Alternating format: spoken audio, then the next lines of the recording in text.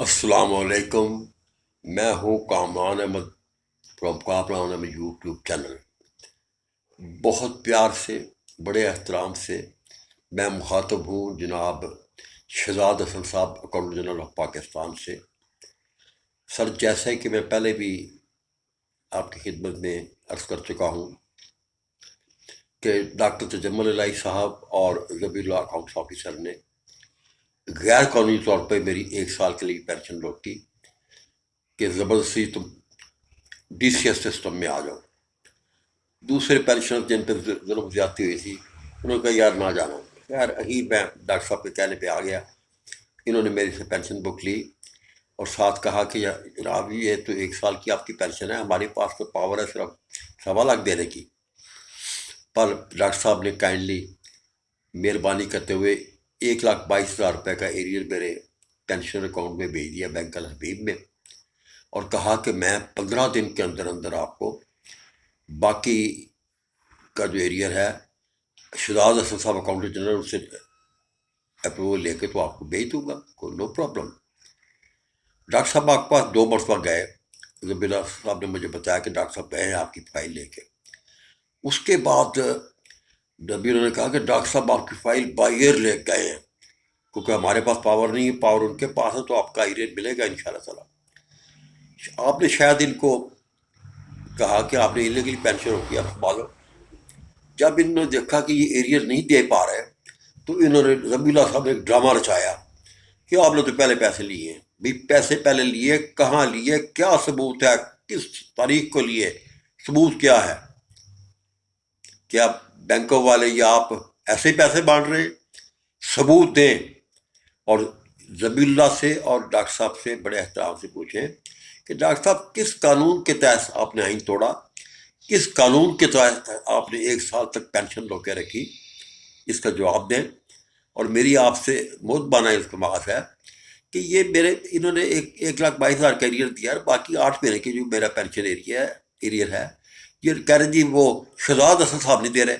بھائی میں آپ سے ریکویسٹ کرتا ہوں سر، میرا پینشن ایریئر دیں. یہ تو ون تھنگ ہوگی. میں پہلے بھی ریکویسٹ کر رہا ہوں کہ انہوں نے میری پینشن کم ریٹ پہ سیس کی ہوئی ہے، اس کو بھی چیک کریں. 22 سال کا ایریئر وہاں بھی پڑا ہوا ہے. اس کے علاوہ میں 2001 میں 1 جون کو ریٹائرڈ ہوا تھا.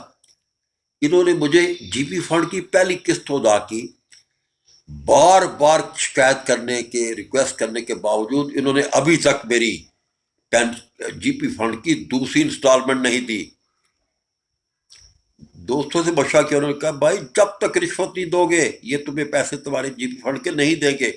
دنیا کے کس قانون میں ہے کہ آپ کی تنخواہ میں پیسے کٹے جی پی فنڈ کے اور آپ کو پیسے دے؟ 22 سال سے پیسے نہیں دے رہے. خدا کے لیے سر، یہ پرٹیکولرلی ذبیح اللہ یہ مین اکیوزڈ ہے میرا، اس کو ڈسمس کریں نوکری سے.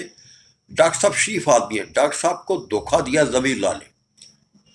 ٹھیک ہے سر، میری ہمبل ریکویسٹ ہے کہ میرا 8 مہینے کا پینشن، پہلے تو کرنٹ پینشن ایریئر ہے 8 مہینے کا وہ دیں، اور اس کے بعد جی پی فنڈ جو ہے میرا سیکنڈ انسٹالمنٹ جو کہ 22 سال سے روکی ہوئی ہے، یہ ورلڈ ریکارڈ ہے، وہ بھی مجھے پے کریں. اس معاملے کو سیریسلی لیں.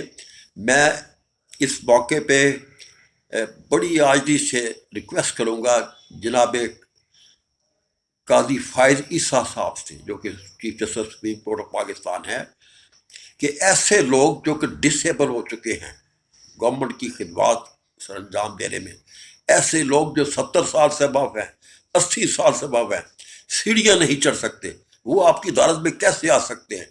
اور سر خدا کے لیے شہزاد حسن صاحب کو اور یہ فواد عامر صاحب ادھر بیٹھے ہوئے ڈائریکٹر جنرل، ان کو احکامات دیں کہ ثبوت دیں، ہر چیز کا تحریری ثبوت دیں، اور میرا پینشن ایریئر بھی دیں، میرا جی پی فنڈ بھی دیں. I pray for Pakistan. I pray for Honorable Chief Justice Janab Qadi Faiz Issa. I pray for Janab Shehzad Hasan Saab. I pray for Pakistan. I pray for Armed Forces of Pakistan. Many thanks. Pakistan Zindabad.